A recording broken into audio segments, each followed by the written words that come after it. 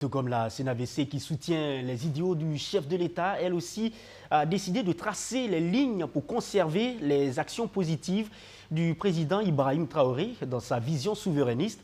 Son nom, Nobila Mariam Maïga Ouedraogo, avec nous sur ce plateau, auteur de Les tambours de la résistance. C'est un livre qui rend hommage au capitaine Ibrahim Traoré. Il sera dédicacé le vendredi 28 novembre prochain ici à Ouagadougou et on en parle dans la page entretien de ce 13h. Nobila Maria Maïga, bonsoir et bienvenue au 13h de BFM. Bonsoir, M. Kwame. D'accord, très ravi de vous retrouver. Alors, vous êtes professeur certifié des écoles, donc enseignante, et vous choisissez de parler de Les tambours de la résistance. Et donc, comme pilier central, le président Ibrahim Traoré, d'où est partie votre idée? Tout à fait. Merci beaucoup de me recevoir sur ce plateau.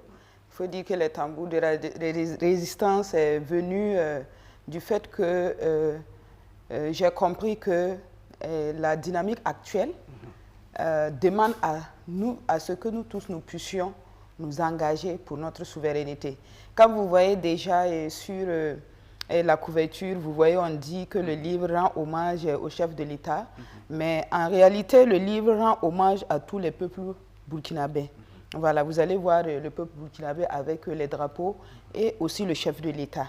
Donc, une parenthèse, il y a d'autres qui disent que voilà, on est en train de faire l'apologie du chef de l'État et tout, mais en fait, je pense que le chef de l'État n'a pas besoin de ça.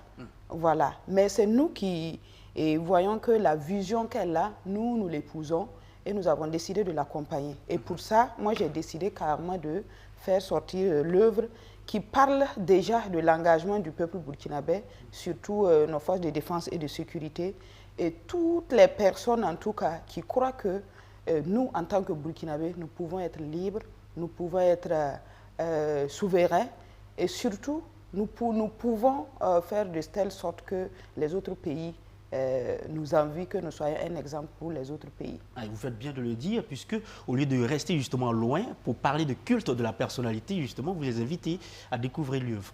Tout à fait. Voilà. L'œuvre est là pour vraiment sensibiliser tout le peuple burkinabé. Parce que ici, vous allez voir que je parle un peu de l'insécurité. Je parle aussi de toutes les initiatives que nous avons eues dans notre pays. Je parle de toutes les couches sociales qui sont engagées, que ce soit la santé. Vous allez voir même qu'il y a un chapitre dédié aux blouses blanches, c'est-à-dire le personnel de la santé. Il y a l'éducation, il y a la résilience féminine, il y a tous unis pour l'AES. Donc, c'est vraiment un tout. Mais ici, je fais référence au chef de l'État parce que c'est vraiment lui qui nous a fait comprendre que nous pouvons oser rêver d'un Burkina Faso indépendant, voilà, pour de vrai, indépendant pour de vrai. D'accord. Alors, voilà. Maria Maïga, vous soulevez des questions existentielles clairement à travers cette œuvre et en mettant un point d'honneur sur la résilience du peuple burkinabé. Alors, j'ai envie de vous demander quels sont les éléments matériels mis en avant, justement, qui mettent en avant cette résilience du peuple burkinabé dans votre œuvre? Bon, déjà, dans l'œuvre, j'ai parlé de fonds de soutien patriotique. Voilà, il faut dire qu'il y a des éléments que j'ai voulu ajouter dans le livre, mais il s'avère que le livre était déjà sorti en juillet. Sinon, il y a des initiatives comme Faso Mebo, il y a l'immersion patriotique. Vraiment, il y a beaucoup d'initiatives qui ont vu le jour au Burkina Faso. Et moi, ici, je vous laisse découvrir en lisant le livre. On va parcourir voilà. Toutes les lignes. Et ici. je pense que le jour de la dédicace, il y aura des gens qui vont bien parler de l'œuvre et les gens pourront comprendre réellement qu'il ne s'agit pas seulement de parler du chef de l'État, mais il s'agit de parler de ce vaillant peuple burkinabé, des citoyens, des filles et des fils du pays qui croient que l'avenir sera meilleur et d'ailleurs, il le sera. Alors, justement, la dédicace de ce livre, c'est le vendredi 28 novembre prochain, ici donc à Ouagadougou. Qu'est-ce qui est prévu à cette occasion? Y a-t-il des spécificités, des choses qui sont attendues? D'accord. Ce qui est attendu d'abord, c'est tout le public ouagalais. Il faut dire que déjà, chez moi là-bas, il y a une grande mobilisation des parents. Vous parlez de chez vous, hein, dans le Tanuya? Bon, mais ça, je parle précisément parce que moi, je suis de Wayugia. Très bien. Je parle de mon village Gambo, où c'est une zone qui a quand même été un peu secouée par l'insécurité, mais la population est restée forte et ils sont mobilisés pour venir. J'invite tout le monde, tout le public burkinabé, toutes les personnes chaque personne qui sait qu'il pourra en tout cas faire un tour pour nous soutenir, qu'il n'hésite pas. Et nous allons en tout cas parler de l'œuvre. Nous allons aussi réserver des surprises agréables pour nos invités. Et moi, j'ai envie de vous demander, doit-on s'attendre à une présence du président du Faso, vu que c'est lui qui est mis en avant dans le livre? Ah, ça sera vraiment un réel honneur de recevoir le chef de l'État, même si voilà, on ne va pas rêver trop grand. Okay. Mais ça sera un réel plaisir de le recevoir, surtout qu'il y aura vraiment des invités qui vont venir de loin, qui n'ont jamais rêvé voir le chef de l'État. Imaginez, imaginez. D'accord. Donc, au niveau de cette dédicace, hein, tout le monde est attendu, vous l'avez dit. On va terminer cet entretien.